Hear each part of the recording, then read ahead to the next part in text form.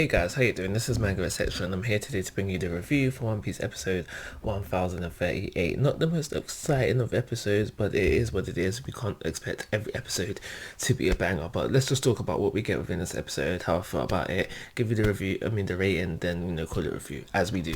So yeah, we start off the episode with something that we don't actually get to see within the manga. I'm not saying it didn't happen, but, probably did happen off screen exactly how it was played out within this episode, and that is the scene where we see the Straw Hats, the Hearts Pirates, saving Luffy. So, as we know, Luffy was falling down into the sea, going deeper and deeper, and as we know, also the Hearts Pirates were just happened to be within the vicinity, quite convenient, I might add. But using the submarine, they put Luffy on the main deck, submerged back up, and then when they go on to save him. He had water in the system, obviously. There's a little funny scene of them trying to get the water out, but they couldn't do it because he's rubber, he's so durable. But then you have Gene Bart take over and get the water out.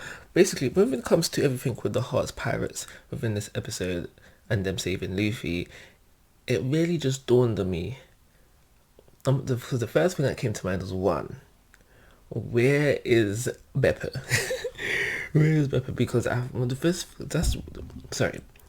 reason why that came to me first is because it seemed like Gene Bart was filling the role of vice captain within the situation. So it just made me think, okay, where's Beppo? Because as far as I'm concerned, when it comes to the Hearts Pirates, Beppo is my guy. He's the vice captain. He's the one that should be calling the shots. But I think Beppo is actually on Onigashima, but I can't remember correctly. And the second thing that came to mind was, okay, cool, where is your medics at? And now it just kind of, this part of the episode made me think,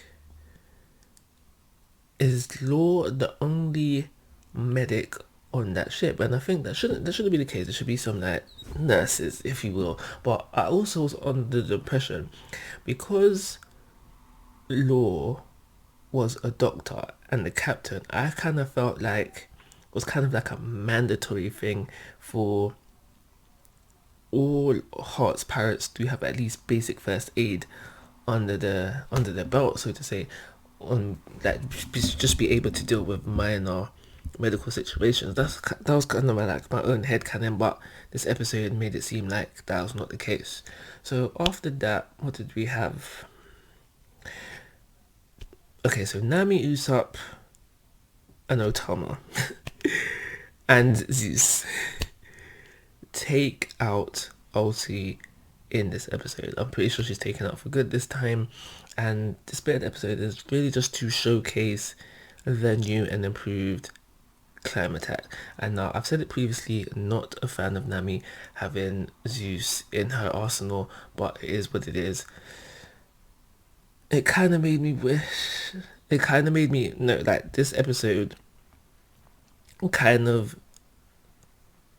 hammered in home for me that I will no longer be looking forward to Nami's fights, because Zeus will probably play a part in these fights.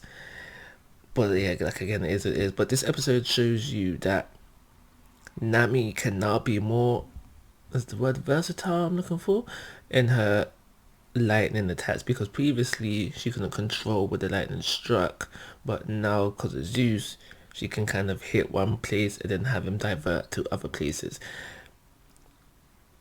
It kind of more so depends on Zeus, because he needs to know what Nami would want him to do, and I feel like he's not going to act out of her wishes.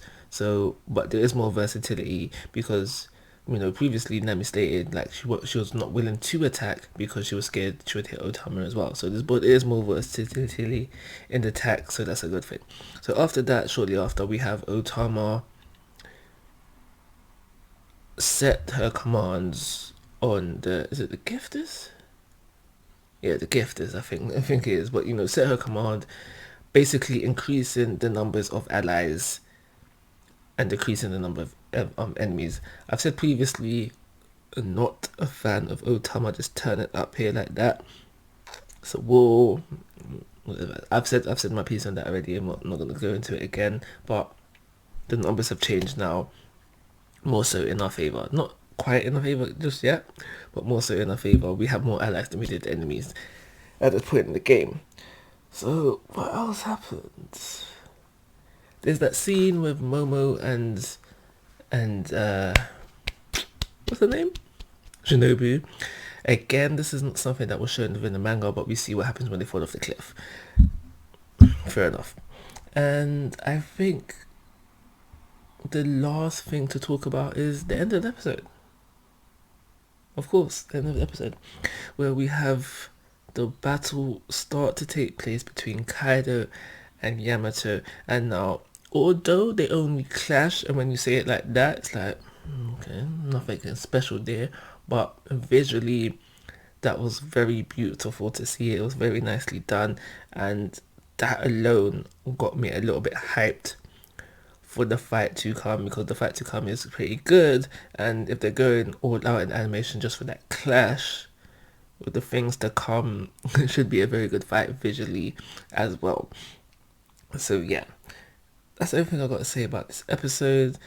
Do you believe, although it wasn't the most enjoyable episode, I feel like it scrapes the average 3-star rating. And like always, guys, I'm asking for your thoughts and opinions. If you haven't already, please subscribe to my YouTube channel. But most importantly, take care. Have a nice day.